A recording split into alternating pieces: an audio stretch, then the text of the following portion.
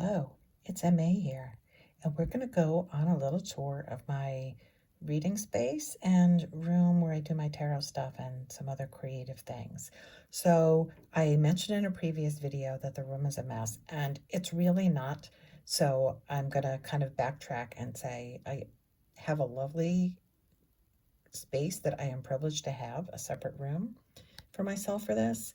Um, there's some work that needs to be done in here, and what I'm going to mention is that in the context of the space that I have in my home, the way this space is allocated right now is not really working. So that's the messy part. Come on in. And the other messy part is that there's a god awful carpeting, and I have two cats, one of which has a superpower of vomiting. So it's not great, and it really needs to be ripped up. And I've been using that as my stalling reason why certain other things don't happen, because the carpeting needs to get pulled up and floors put down, which means basically I have to pack up my entire living space. So that's what happens. So here's the sweeping view. So I moved into this home from a larger space, and I think maybe, we were thinking this was going to be a TV room, but really when I say the space isn't used properly, there's no reason I need to have a 6-person sectional sofa in a room that I am basically the only person that uses. And it didn't turn out to a TV room, it turned out to other things. So that's all. And also there's no shelf, no wall space left. I need to get some proper bookcases, and you'll see why in a second. So when you come in the room, there's a little nook behind the door. And right now, this is just giant stacks of all the books that I don't have room for in my bookshelves. Yeah, so that's what I'm saying. Okay, and then we come in. Look at my like $4 Michael's clearance rack tarot sign. Does everyone have that? Then I have a little closet, which is at this point not too messy. It's mostly filled with art supplies and yeah, some organizing stuff. Not too bad, right? So this first zone here is kind of like bookcase and altar zone. There's nothing private going on here, so I'm going to walk you through. Most of the stuff on the walls, this is all thrift store stuff, and I've been thrifting for many, many decades. So, I've been able to find cool stuff over the years, but sometimes it is literally like once every 10 years I find something I want. And there's stuff from eBay and like a few things from Etsy. So this little bookshelf right here is housing kind of some standby altar supplies. Then this one shelf is pretty much my entire collection of oracle decks, except for 2 that are on the table. So oracles tend not to come over packaged, so most of these are in their original boxes, but we'll talk about boxes in a minute. Then the bottom shelf is guidebooks. So I frequently don't keep boxes if the boxing is annoying and if they're mass market. So I just pull out the guidebooks, and that's pretty much all my guidebooks right there that aren't in a box. Yeah, so we've got that going on. So that's tarot stuff. Then this altar space, this is not private right now. There's kind of a collective healing candle going for 5 people I know that all got COVID at the same time, and some other friends and acquaintances with various ailments. So that's what's going on there. I don't know. If anybody has questions about anything hanging on the wall, you can like pop me a comment. Then the bookcase, believe it or not, is actually functioning mainly as a bookcase with esoteric and other titles. The bottom shelf is mostly like vintage collectible books, and I keep some overflow things in there like spell candles and salt and some other stuff. Then we switch into the little corner. There's like a tiny table down here with incense and some other stuff.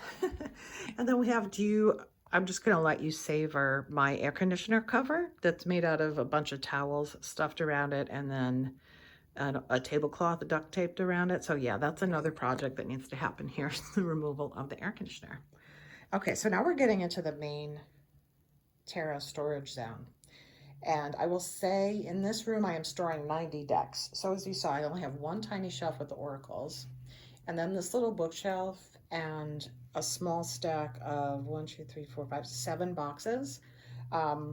is all my deck storage. And the reason for this is, as I just mentioned, if a deck comes in a box that I find annoying or just overpackaged, I will remove the deck, especially, oh my God, my pet peeve, a box within a box. Like, why is the deck in a box if it's in a box?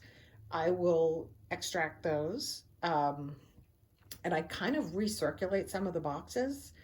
But for the most part, I will store the deck in a more compact way, put the guidebook on that little shelf, and be done with it. So the ones right now that I haven't, I don't know why Queer Tarot, I really need to just take the deck box out and put that, but Dark Goddess, Canto-G, Vampire Tarot, Witch's Wisdom, and Force of Enchantment are in the original box.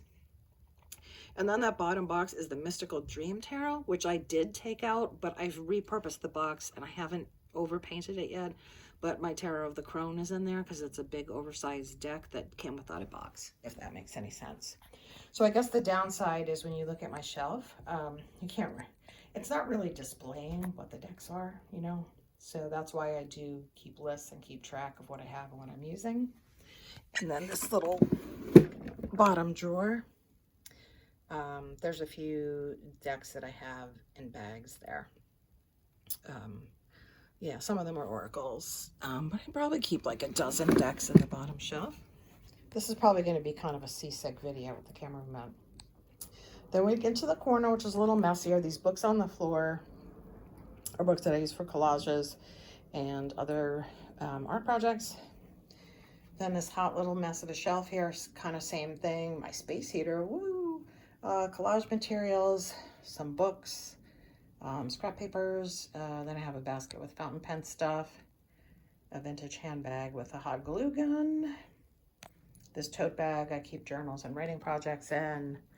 Then, you know, the giant sofa covered with cat hair. That's housing a broken printer right now that I need to recycle. And in the far zone, that little wheelie table is filled with art supplies. So right now, this is my reading table. It's a kind of big, oversized coffee table that I've got covered with a cloth. Let's see if we can switch around here. Yeah, so it's not ideal for my back. I think is part of it that I'm kind of sitting on a comfy. It's comfy, but if I'm leaning over for a long period of time, it's not the best thing. So, you know, I just keep the cloth out. I usually don't leave cards out. And I was, for a long period, I was reminded why today, because one cat is a puker and the other one is a drooler. And I came in and there was like a big gob of cat spit on the Page of Wands. So yes, so, but that's all right now. And then the decks that I'm working with in this cycle are out, and then a pile of like some stuff I'm doing for an art project and my Carlite inked fountain pens. Oh, when I did my deck collection videos, there were 2 decks I don't think I showed because I don't keep them associated with like the divination stuff. So I do have one affirmation deck. I tried a few, you know, it's just, I struggle. This one I found okay, so I keep this one. I don't know, bedroom, bathroom area. Like sometimes I'll just pull a card. And then the Food Healing Oracle deck, see if I can get it open. I keep this in my kitchen. Yeah, I'll keep it in the kitchen, and sometimes I'll just pull a card and see, oh, what should I buy? What should I buy at the grocery store this week? And, you know, like watermelon is for release, eggplant for shadow, blackberries for procrastination, and there's a little guidebook with it that talks about like the nutritional value of the food and also like a little divinatory meaning. So I don't know if people have ever seen that deck before. That's the information. I think it's only sold directly from the creators, but yeah, so this is my little space. Under the table, do we dare? I've got my tarot purgatory boxes down there. It actually, I actually wrote on it, a meditation bench, and then that pink thing is full of candles, which, you know, I had to put something in there today to store it, and I was reminded why I'm not allowed to buy any more candles. So this is my cozy little area. And again, you know, I'm going to have to redo it. I think I'll probably switch this sofa out into the living room. You know, I live in like a mid-century Cape style house right now, and I live on the bottom floor. And the rooms are very small. It's very cozy, and I love it, but the rooms are small. There's not a lot of wall space that isn't broken up by like a window or a radiator or something.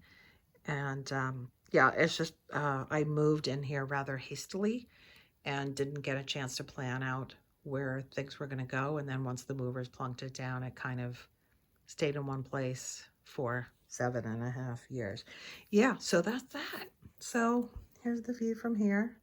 See that? Yeah, you can tell those like mid-century brown doors, right? So this is the view. This is the view when I sit, and yeah. So thanks for visiting, and I'm enjoying everyone else's tours. And this was probably kind of rambly and camera shaky. So sorry for that. Bye.